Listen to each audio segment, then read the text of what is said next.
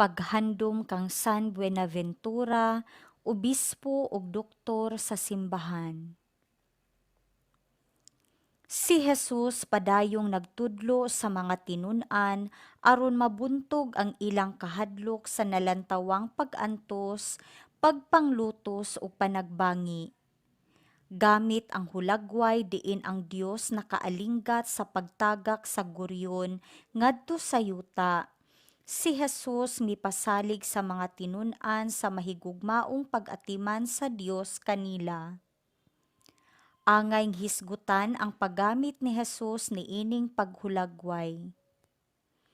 Dinhi ug sa laing higayon sa ebanghelyo, ilabi na sa mga sambingay mahitungod sa kinaiyahan, gipakita ni Jesus ang iyang halawom nga pagsabot sa kinaiyahan nga giamuma o gihigugma sa Dios, isip dapit sa Dios ug isip kapadayganan sa Dios. Si Jesus nakakaplag sa Dios diha sa kinaiyahan, ingon man sa kalibutan sa tawhanong kalihukan. Ang duruha nakasinati sa mahigugmaong pag-atiman. Kung ingon kini niini, nan, ang mga tinun-an dili angay mabalaka ug mahadlok.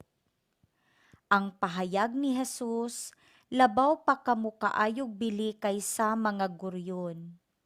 Mahimong hubaron nga ang tawo nakaangkon og mas importante ug mas labawng pribilehiyo atubangan sa Dios.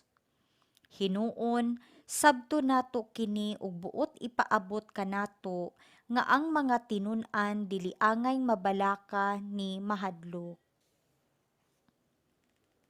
Pamalandong. Ako bang nasinati nga sa mga mata sa Dios ako mas importante ug mas bililhon kaysa mga langgam? Busa dili unta ako angay nga mabalaka ni mahadlok kay ang Dios mahigugmaong nag-atiman kanako. Pagbasa gikan sa basahon sa Genesis. Unya giingnan sila ni Jacob. Hapit na ako mamatay, ilubong ako tipon sa akong mga katigulangan didto sa langob nga tua sa uma ni Efron nga Hitihanon, sa Makpela, sa sidlakan sa Mamre, sa yuta sa Kanaan. Gipalit ni Abraham ang maong langob ug uma gikan ni Efron nga Hitihanon aron himuong lubnganan. Didto ilubong si Abraham ug si Sara nga iyang asawa, ingon man si Isaac ug ang iyang asawa nga si Rebecca, ug didto ko ilubong si Leah. Ang maong uma ug langob napalit gikan sa mga Hitihanon. Human mamatay ang ilang amahan, miingon ang mga igsuon ni Jose. Tingali bayag nagdumot gihapon kanato si Jose ug naglaraw sa pagpanimalos kanato tungod sa atong gibuhat kaniya. Busa nagapadala silag mensahe kang Jose, sa dayon na niyang kamatay ang imong amahan nagtugon kanamo niini. Sultihi si Jose nga ako naghangyo kaniya nga pasayloon unta niya ang iyang mga igsuon sa sala nga ilang nabuhat kaniya. Busa pasaylua in taon kami sa sayop nga nahimo namo nga mga sulugoon sa Dios sa imong amahan. Mihilak si Jose sa dihang gisulti nila kini kaniya. Unya miduol sila kaniya ug miyukbo ug miingon. Ania kami sa imong atubangan, ingon nga imong mga ulipon. Apan miingon si Jose kanila, ayaw kamo kahadlok, kay dili ako Dios. Ang daotang laraw ninyo bato kanako, gihimo sa Dios nga kaayuhan, aron maluwas ang kinabuhi sa daghang tawo sama sa nahitabo karon. Busa ayaw kamo kahadlok. Atimanon ko kamo ug ang inyong kabataan. Niining paagiha, Gipasaligan niya sila sa mga pulo nga nakatandog sa ilang kasing-kasing. Nagpuyo si Jose didto sa Ehipto uban sa banay sa iyang amahan. Usa ka gatos ug napulo ang iyang edad sa iyang pagkamatay. Nakakita siya sa mga anak ug sa mga apo ni Efraim. Sa dihang natawo ang mga anak ni Makir, anak ni Manases, gidawat sila ni Jose ingon nga sakop sa iyang banay. Miingon si Jose sa iyang mga igsuon, "Hapit na ako mamatay, apan dili kamo pasagdan sa Dios ug dad-on kamo niya ngadto sa yuta nga gisaad niya kang Abraham, kang Isaac ug kang Jacob." Unya gipapanumpa ni Jose ang mga anak ni Jacob nga kun kaluy-an sila sa Dios, dad-on nila ang iyang mga bukog inigbiya nila sa Ehipto. Unya namatay si Jose sa Ehipto sa edad nga usa ka gatos ug napulo. Giimbalsamar nila ang iyang lawas sa wala pa nila kini isulod sa lungon. Ang pulong sa Ginoo. Salmo responsoryo. Dangop sa Ginoo diha sa imong kinahanglan ug ikaw mabuhi. Pasalamati ang Ginoo, sangpita ang iyang ngalan, isangyaw sa kanasuran ang iyang mga binuhatan. Awiti siya, awita ang iyang kadayganan, isangyaw ang tanan niyang katingalahang mga buhat. Dangop sa Ginoo diha sa imong kinahanglan ug ikaw mabuhi.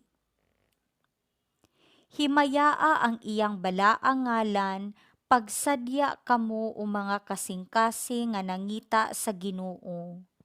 Paabuta ang Ginoo diha sa gahom, paningkamuti ang pag-alagad kaniya kanunay. Dangop sa Ginoo diha sa imong kinahanglan ug ikaw mabuhi.